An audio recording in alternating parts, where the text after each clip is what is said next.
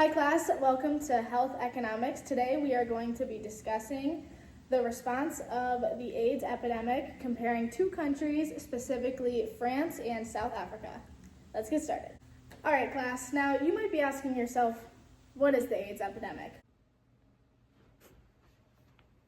Well, the AIDS epidemic is a public health crisis that began in the 1980s, mostly from the spread of the HIV virus.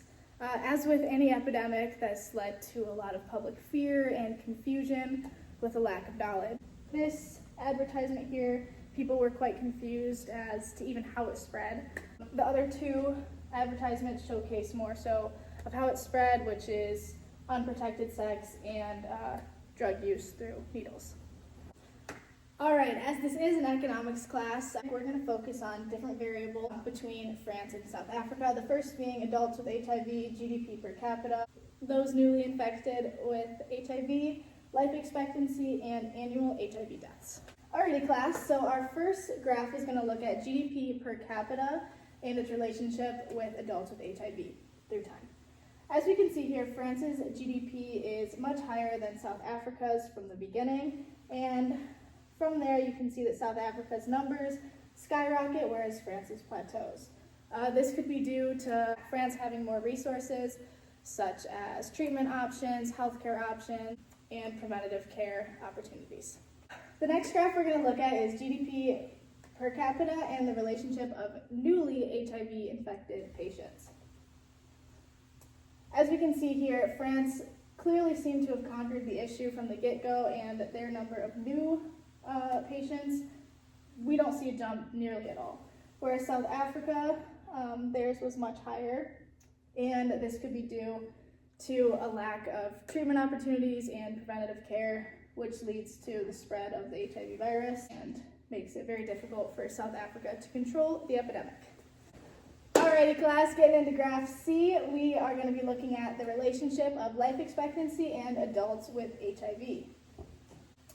So as we can see here, France sees little to no change, if anything, an increase, and South Africa's is actually quite interesting. We see a major decrease from 93 to 2005, and then it picks back up. From 93 to 2005, we actually see a 12-year decline in life expectancy, while the number of HIV cases rise around 16%, which is a pretty interesting pattern and quite a large disparity between South Africa and France. All right, let's look at graph D. Alrighty class, let's get excited for our final graph of the day. We're gonna look at GDP per capita and annual HIV deaths. So, quickly observed is France sees little to no change, whereas South Africa's graph is quite dramatic. They obviously were not able to have the resources and access to treatment to slow the epidemic until it took nearly complete control and led to thousands and thousands of deaths that maybe could have been prevented with better international resources and connections. All right, class, we're nearly wrapped up with our lecture for the day. So as we can see throughout the four graphs, there are major differences between the statistics of France and South Africa in regards to the AIDS epidemic. A major factor in why France seemed to have more success in containing the epidemic is likely GDP per capita.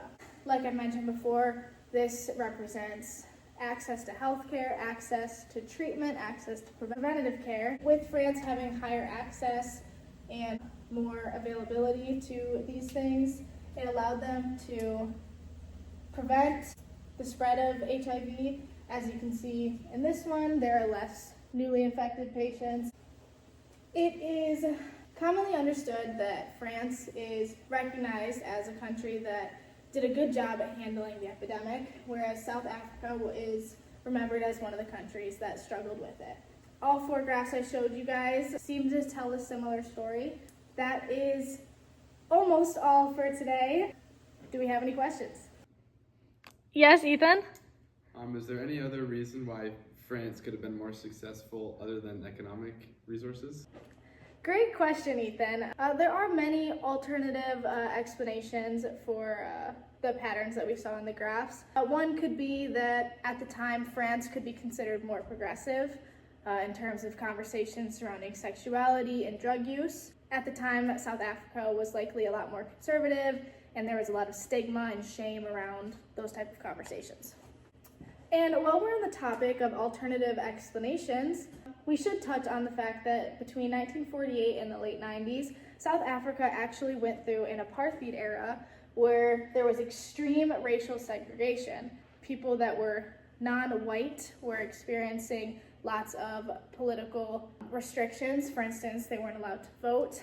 And this also led to a decrease in accessible healthcare for those that were a part of the non-white community. Also, like I mentioned prior, France's activism was very comfortable being focused on public health, whereas South Africa was way more focused on their political rights, as their protests looked more like this, whereas France's looked like the slide prior. One quick thing before you go. What are you guys curious about?